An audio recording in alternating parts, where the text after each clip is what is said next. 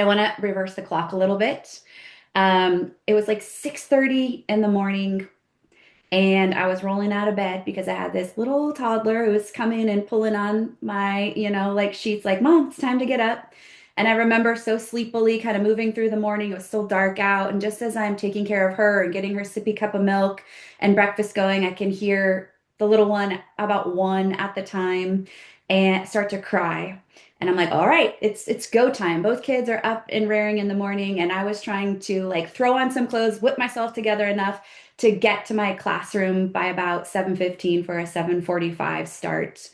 At the time, I was a high school science teacher. I also taught student council, student government, and my husband was on the SWAT team for the city of Phoenix where we live. And we decided once we had kids that we would be opposite schedules. I would work the day shift, he would work the night shift, so that we didn't have to put our kids in daycare. And as a teacher, paying for daycare is not one of those things that you really want to try to budget for. And this particular morning, it felt very hard. I remember watching the clock, like waiting for Justin, my husband, to come in. It was like every morning we were kind of gambling. He was supposed to get off shift at 2, but being on the SWAT team is extremely unpredictable. And so we were just crossing our fingers. And I remember thinking, what am I going to do? I'm to call in late, like my lesson plans. It's like all this stress to try to like make the timing work. And just as I'm like ready to put in, plan B into motion, I hear the jiggle of the door and I'm like, he made it. And literally, it was like handing off baby one, giving him a kiss, and off I went to work. And it was still dark. And on my way, I remember passing like a tutor time or something and just seeing all these babies lined up in like their carriers.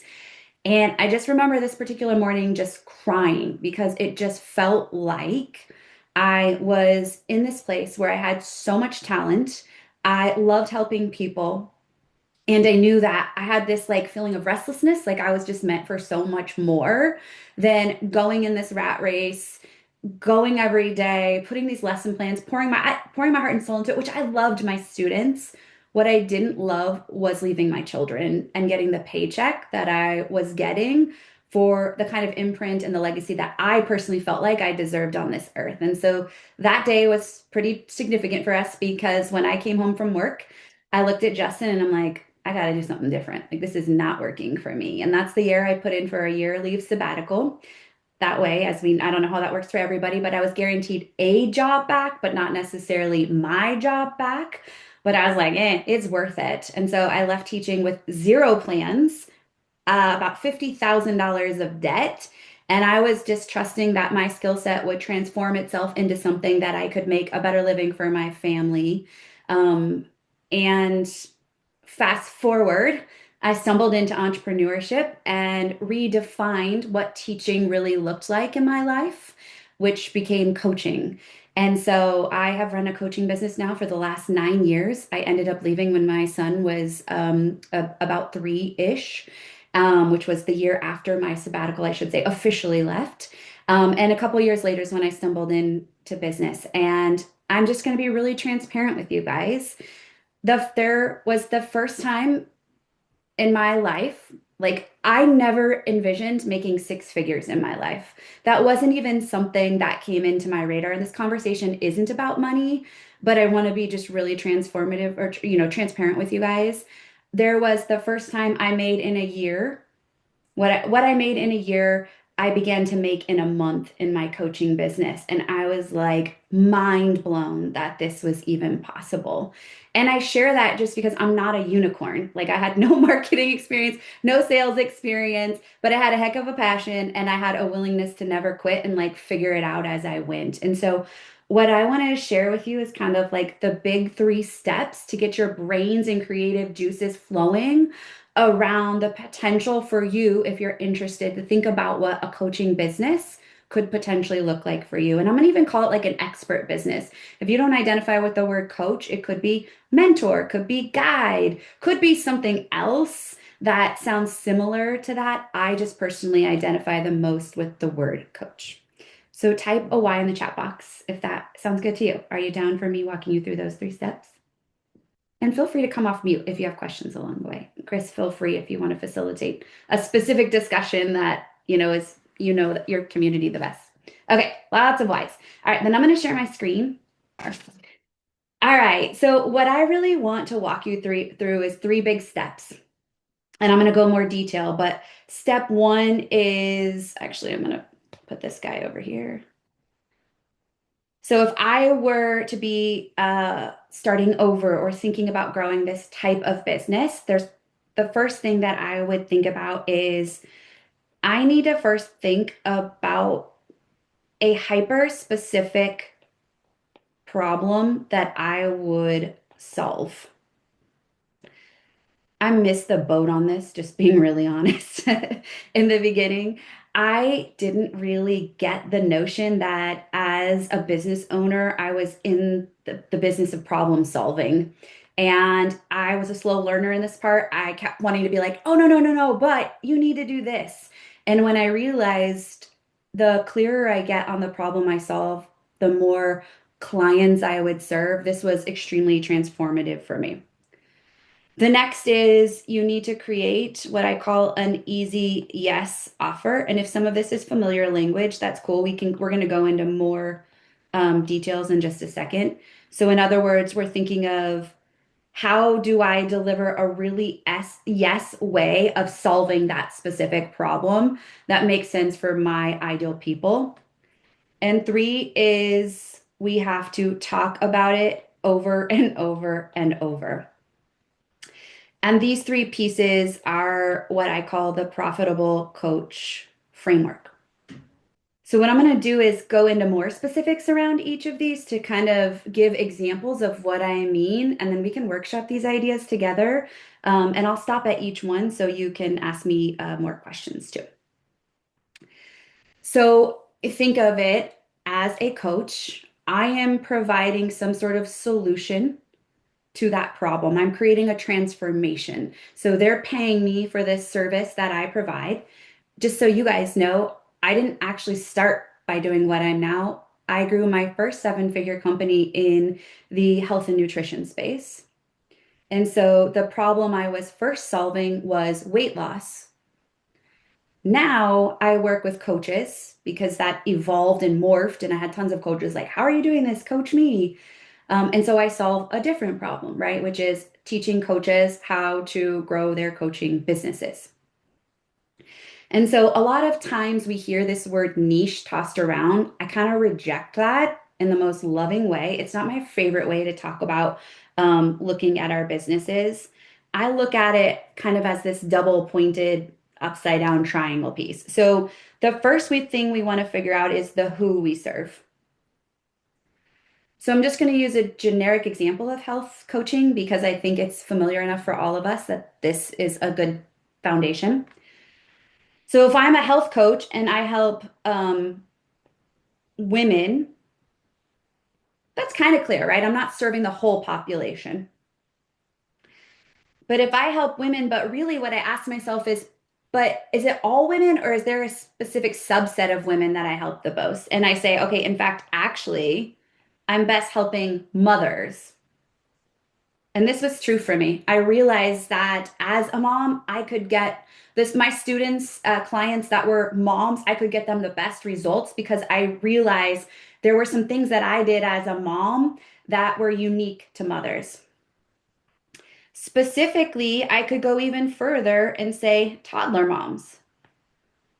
Because again, how I take care of my health and nutrition as a toddler mom is way different than I would as a teenager. I don't need to take care of my teens as much, right? As if I'm cutting up food and preparing food for a 2 and a 4-year old. Good so far? Thoughts, questions? Cool. So the other side of this equation is the problem itself. So I could say, hey, I help women get healthy. Oops. That's not inaccurate. But the problem with healthy is it's super vague and vanilla and generic, right? Because healthy to my mom right now at 70 years old means she gets to like get up and off the floor with the kids and play. Healthy to me looks like running half marathons and lifting weights, but healthy to someone else might actually mean weight loss. So then if we can identify like, oh yeah, wait, actually I'm better. What I'm really doing is helping people lose weight. And then if we go even further and we're like, well, actually what I do the best is I help people develop a 7-day meal plan.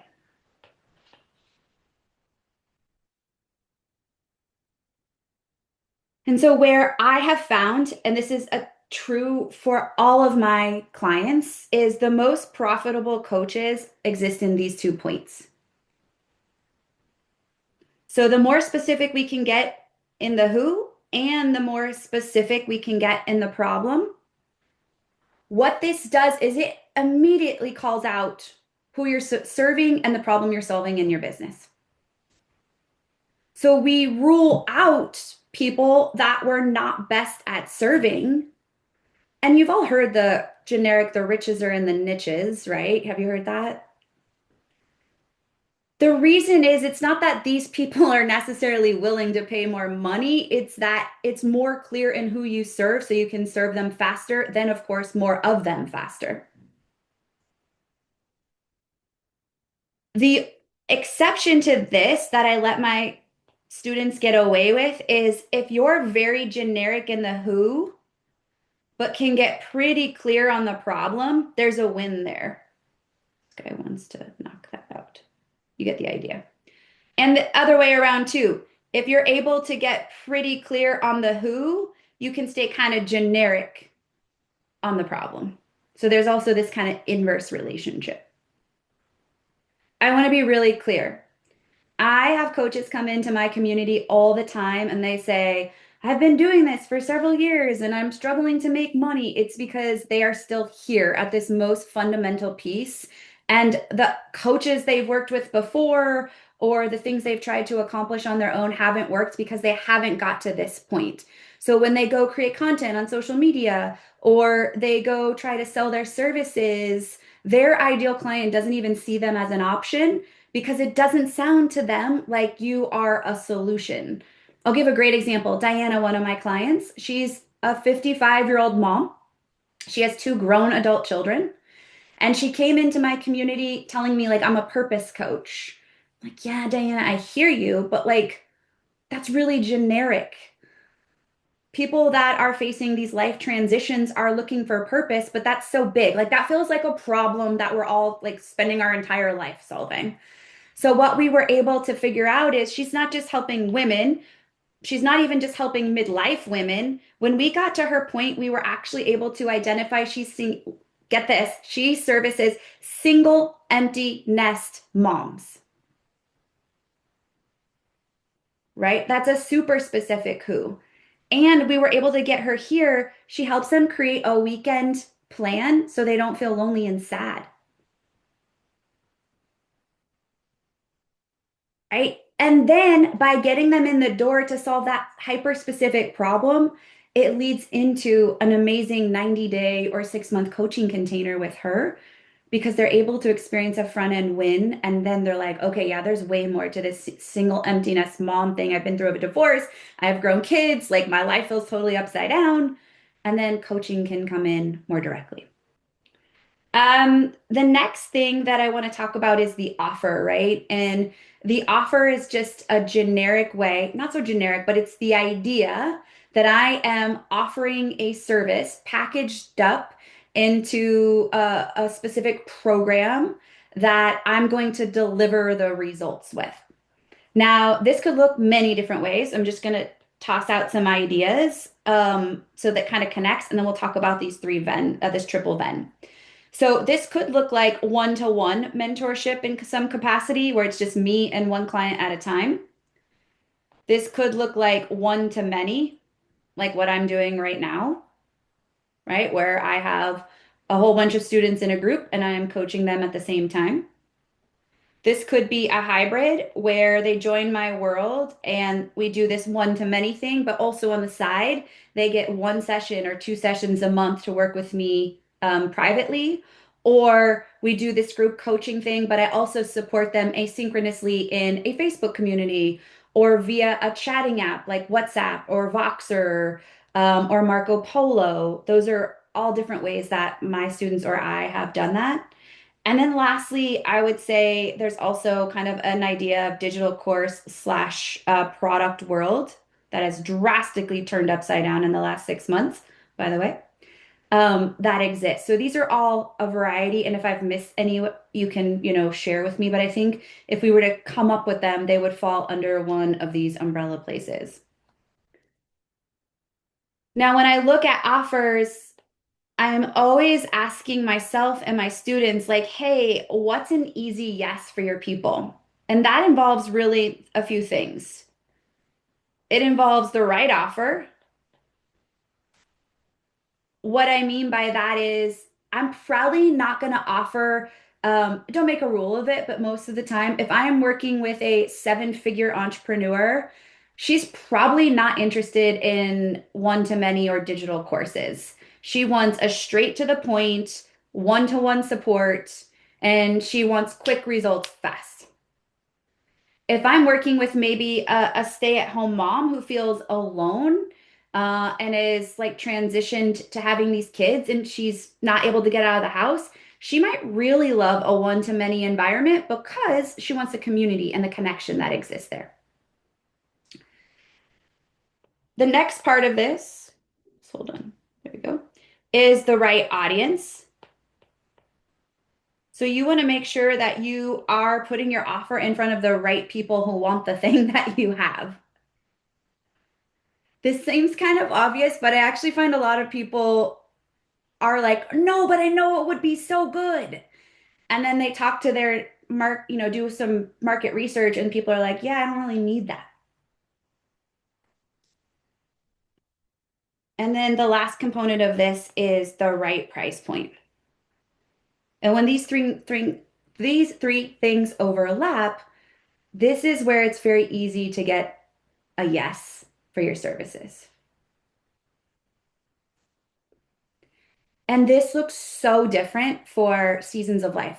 Transparently, my when I first stepped into coaching, I was doing online only coaching, you guys. I had no idea what I was doing. I was just emailing people. That's all. They would send me essentially like a tracker that I would send. They would give me a debrief of how their week went, and I would email back changes to make. And I was charging my first client ever, I charged $50 a month. Quickly, I realized that was not sustainable. And so my next pricing jump was like $200 a month. And now it's grown much larger than that. When I first was like filled with one-to-one, that was when I transitioned to a group program. And it started as this hybrid where I was still doing a little one-to-one support. Then I had to scale that, went into one-to-many. And now I only do group coaching offers. So my coaching business now looks like one-to-many, which is our signature community called the Best Damn Coach. And then we do a hybrid digital course where people opt into our courses, but they still have opportunity to join live coaching sessions because that's where, for me, the bread and butter is being able to coach all the time. Um, and so it can look a variety of ways. Some of my group programs have started as little as $79 for 4 weeks. And once I got like one of my bread and butter programs called the Framework Builder Lab, which you guys would love. Because you're curriculum people, but I teach coaches how to map out their basically core curriculum for their signature programs. The first time I ever launched it, I charged $79 for it for 6 weeks. And I did that until I got 100 students through it because I wanted all the testimonials and the results and proof of service. And then we've slowly increased that over time to now, into 297, then 497, 797, and now it's hanging out at 997. So that's just kind of an example of ideas around the offer. My first clients were a direct result of my own transformation. So a little backstory. Um, without being too emotional, we when we were trying to get pregnant, my first few pregnancies, I had really late term miscarriages, and so it was pretty traumatic for me in my life, and I gained a ton of weight moving through having child one, had another loss in between child one and two. So you can imagine I was pretty much like, I'm not moving. I'm sitting here on the couch trying to make healthy babies. And by the time I was done with having Miller, my son, I was about, I had gained a lot of weight. About 75 pounds is what I ended up losing. So many of those people came to me because they saw my transformation, were like, hey, whatever you did, will you help us? So those were, I'd say, people within my circle. But what I want to tell you is so many of you have people within your circle. And sometimes we want to discount like the people that are around us. Or my neighbor would say, oh, you should talk to Amanda. She's lost this weight. And sometimes people don't think that's what real business looks like. But I promise you, it's 100% what the beginnings of all of our business look like. All of us start from zero. I didn't have an Instagram following. I didn't even have social media. In fact, my first year of business, okay, let me tell you this. I just want to say these things. This isn't like a vanity thing. This is just to show you that I had no social media the first 2 years of my business. By year three, or I would say end of second year to third, I started posting on social media, but it was only pictures of food because I had this whole imposter thing happening where I didn't want to show my face. And it wasn't until year three that I actually built my own website either. So you don't need those things to necessarily rocket. But you do need to be willing to go and have conversations about what you're doing, whether that's at school, whether that's at the grocery store, whether that's at the gym, whether that's with parents in your area. That is one thing that I think is very undervalued. Is this is why I talk about it. Number three is you're already leading me into the next thing that I want to talk about is you have to adopt the identity of being a coach and being a mentor so that you talk about your services before you really feel like an expert. Otherwise, nobody else will know that you're doing it. To this day, I still have people like, are you still doing that whole coaching thing? How do you make money doing that? And I just kind of dismiss it because I'm like, they're not my ideal client. They don't have to understand. Is that helpful? Um, Did that directly answer? First, yeah, thank you for sharing all that and being so vulnerable. I'm really sorry you had to go through that. And incredible losing 75 pounds. Thank you. But I want to repeat what you said, make sure I heard it correctly for everybody again. So you just showed up and started telling your story, even though it wasn't online, and it drew people to you, and they naturally just became clients just based on you sharing your story or them seeing it, Yes. I guess, for your sake. Yes. 100%. And So that having conversations, like not just sharing my story, but also saying, like, and now this is how I help people, right? To make that transition and that shift into being the authority. that's a great point. Yeah, thank you. Okay, so I was just trying to everybody's application, I think that's a really good point that she's making is share your story, and then I love what you said about, and then transition to how you now point out grab your piece of the marketplace. Okay, sorry, keep Yes, going. totally. No, this is great. I love all the questions.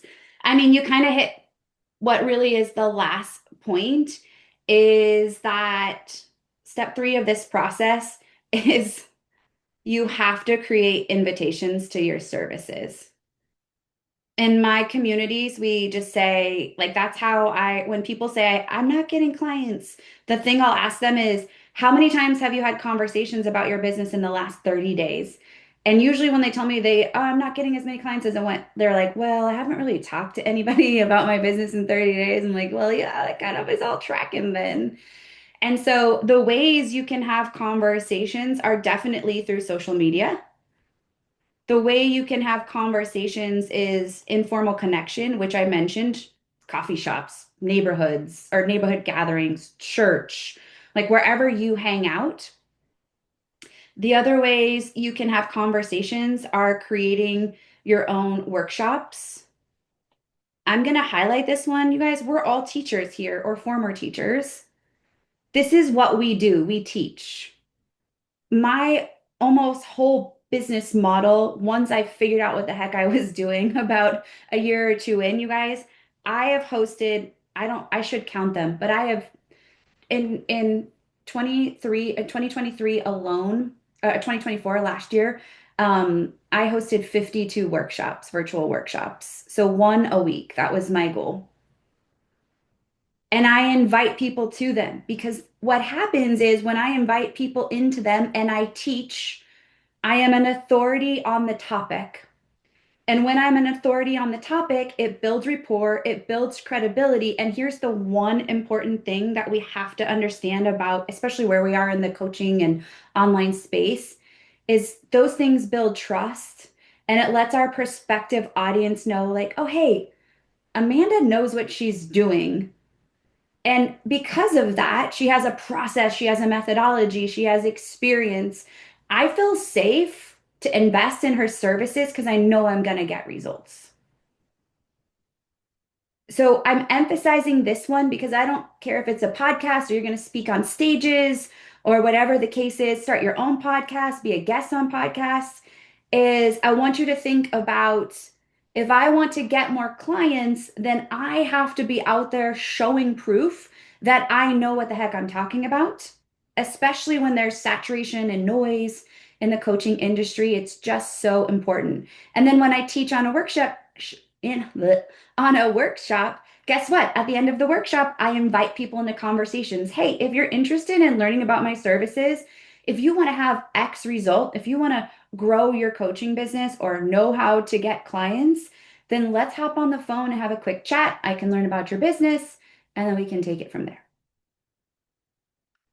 So I just want to emphasize that people out there, especially people who have never worked with a coach, and maybe some of you have never worked with a coach, we don't really get this whole idea of what coaching is. Some people think that I often find when I talk to my clients out there, people think they're trying to be influenced. There's so much confusion, right? There's like these influencers and there's coaches. I'm always like, I do not want to be an influencer. I don't want to sell you the best dress on Amazon. I'm here to change your life. But they need to know that by me talking about my coaching services. We can't assume they know that we actually are a guide in a more formal way.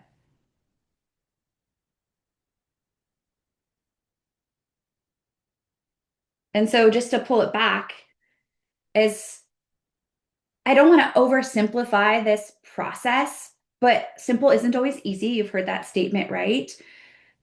But when I look at how how easy this can be, it's really number one, it's like figure out the problem. I like where Carolyn, I don't see your face, but I love what Carolyn said earlier. I want you to have some sort of value piece to grow your email list, which we're not going to talk about today because that's like a whole nother conversation. Number three, you have a coaching offer that you can put out there. And then it's a whole lot of rinse and repeat. And this is easily a six-figure coaching, a business model, a six-figure coaching business model. So I'm just stressing this because it simple is best always, especially when we're building something in the margins. I know I said I left teaching and stumbled into entrepreneurship, but also what I was doing at the time was coaching CrossFit. I was private tutoring, and I had picked up a job working for a family friend just to like work while the kids were at nap time. So I also was building the business in the margins, which I know many of you are working to do. And so I think simple is super important when you're trying to maybe, I don't know if you guys have aspirations of leaving teaching, but I think it's really important to keep the simplicity available through that process.